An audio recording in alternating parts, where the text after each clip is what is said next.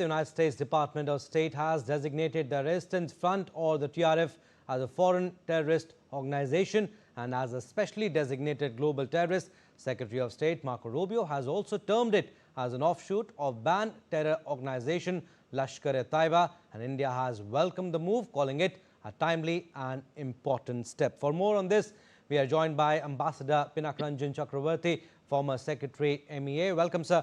Welcome to DD India. Appreciate you giving us your precious time. Ambassador, how significant is the US designation of TRF as a terror group for India's counter-terror diplomacy? No, I think while it is an important step, I do not think it will have too much of a long-term impact because the head of the octopus, as we say, is the Pakistan army, and they have not been touched at all.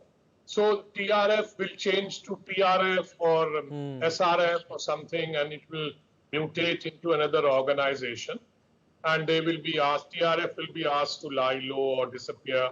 See, these are nomenclature changes only, and by calling them, by placing these, sanctions or ban, is the US's way of saying, okay, we recognize this, but we are not going to do anything to the real, puppet masters, which is the Pakistan army.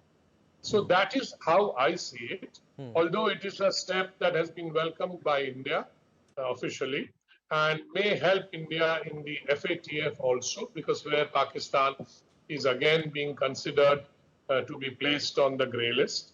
So these are some of the, I would say, maneuverings that are going on in this domain.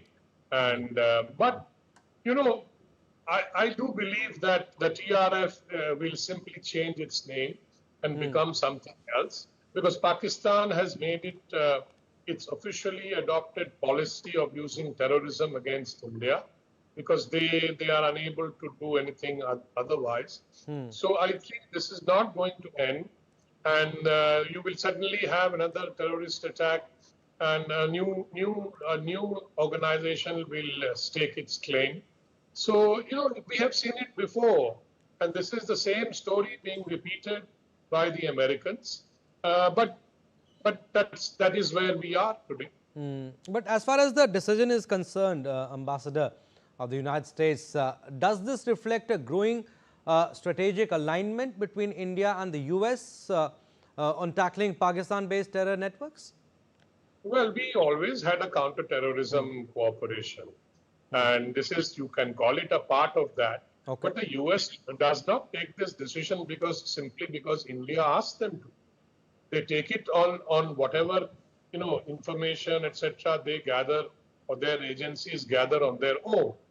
But my point really is that there is little to be gained by banning these organizations, because in any case they are not going to the United States. But one impact it will have, which is that if the Pakistan army is seen to be financing them or helping them, but we will need evidence of that, then the FATF can consider, because the sanctions do say also that if anybody is found to finance or help or whatever this organization, they will also come under sanctions.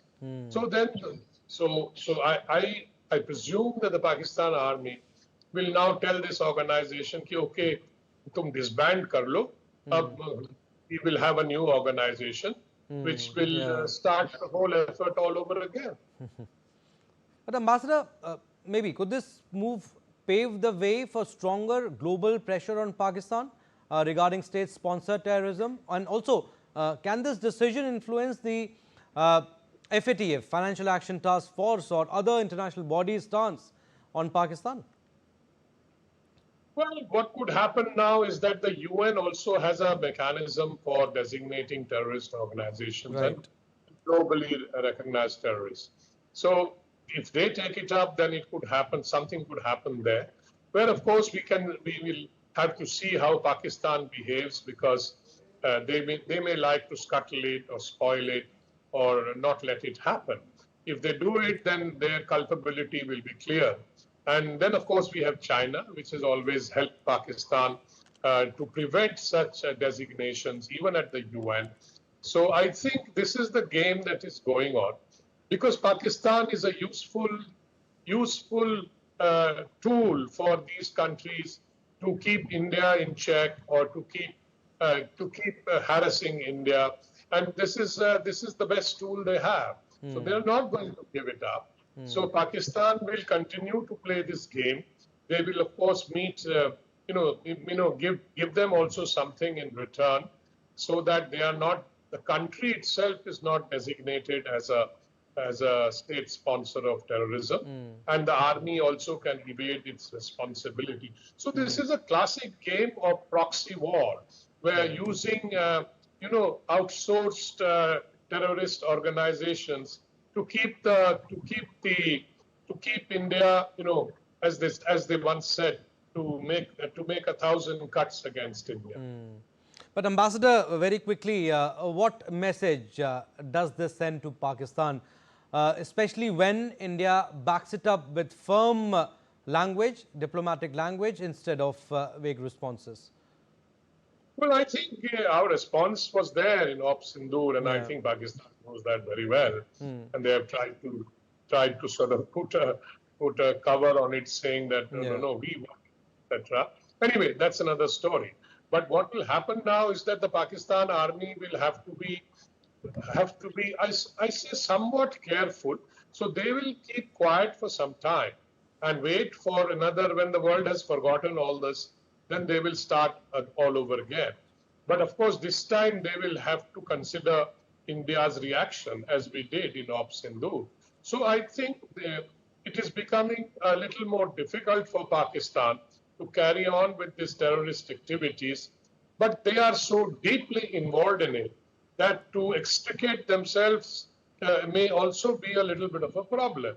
So they have to, the pressure has to be built up. I think the FATF should put Pakistan back on the grey list. That will put more pressure.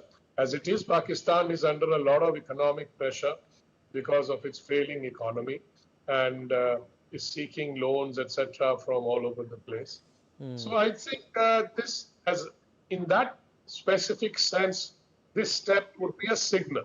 Yeah, absolutely. India remains committed to a policy of zero tolerance towards terrorism, and obviously will continue to work closely with its international partners. We'll leave it at that. Thank you for your insights, Ambassador Chakravarty. Thank you.